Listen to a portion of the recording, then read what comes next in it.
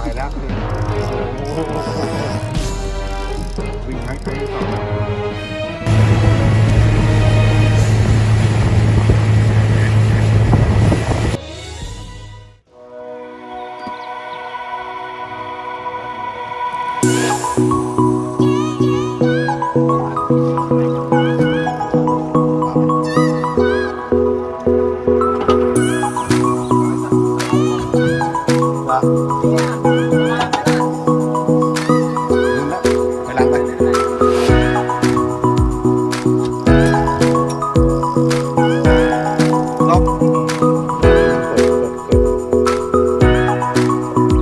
ไม่ดูตัว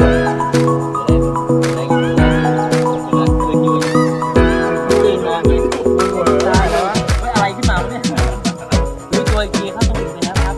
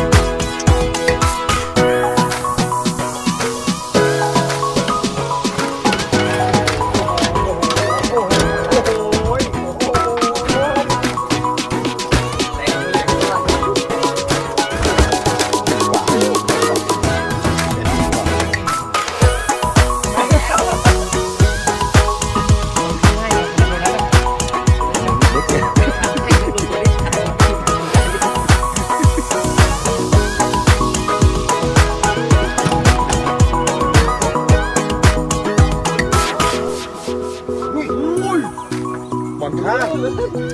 ใกล้เคียงกับตัวนี้เลยใหญ่เอ็มปวดไม่ออกเลยเล่นไปก่อนอันนี้ยังปวดไม่ออกเลยครับ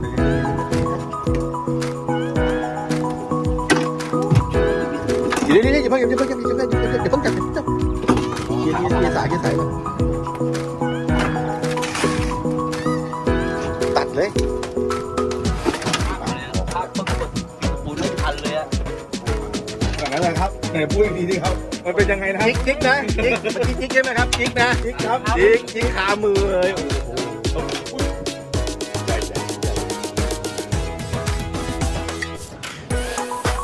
อุ้ยลากหัวเข้าตรงนี้เดี๋ยวได้กดจุ่มคัน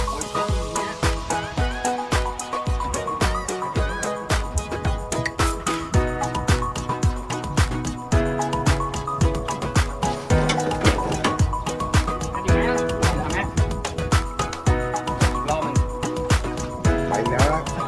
รอบสองนะครับ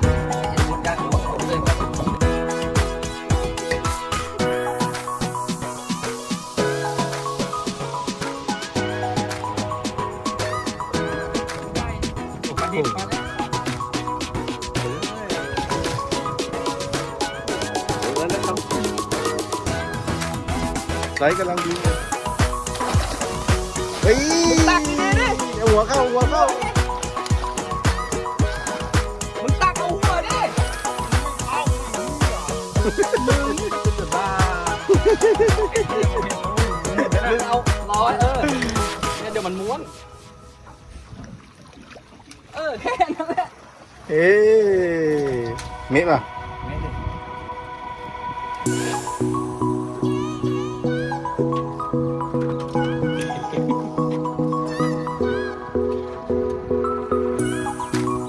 กดเจ็บเดียว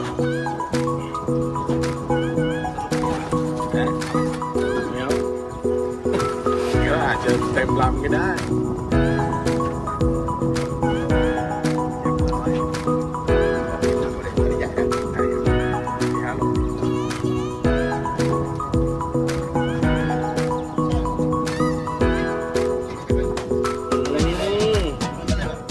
เดี๋ยวผมผูกให้ก็ได้เงี้ย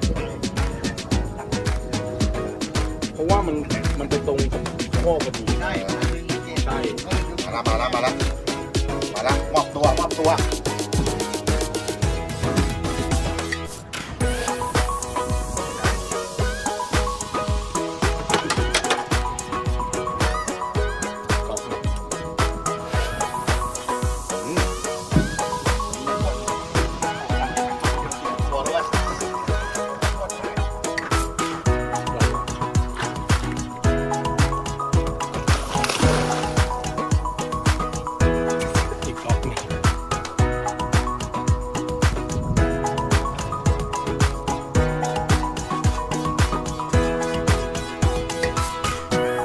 เซ็ตมือของเตี้ยๆ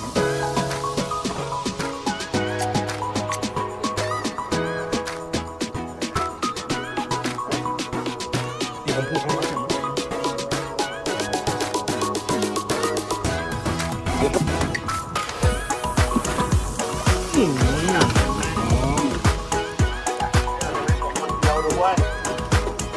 วันนี้ไม่ได้ปลาอะไรเลยวันนี้ได้ปลาไม่กี่ตัว2-3 โลนี่กี่กิโล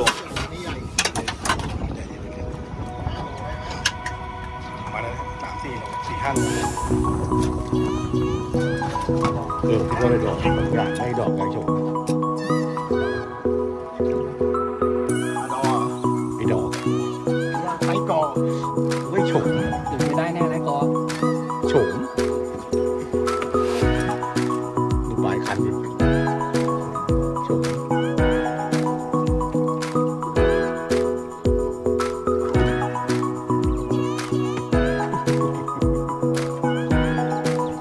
หุยเล่หุยหมดเลย กระมัง วิ่งอยู่ไหนใครอยู่นี่เราอยู่ไหนกัน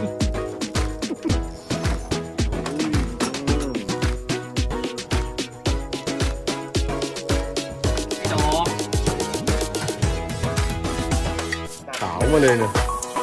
วับเลย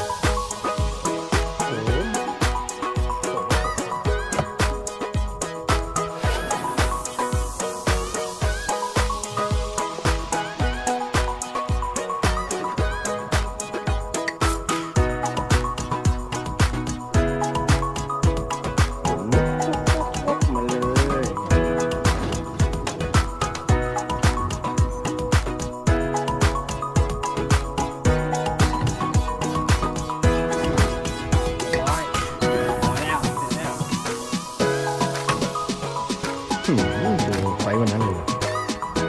รักแล้วโอ้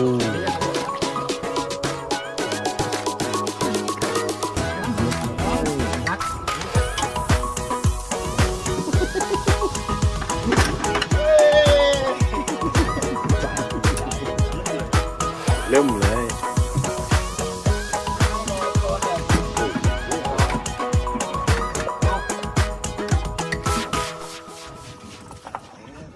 เปิดหมวกเก็บไส้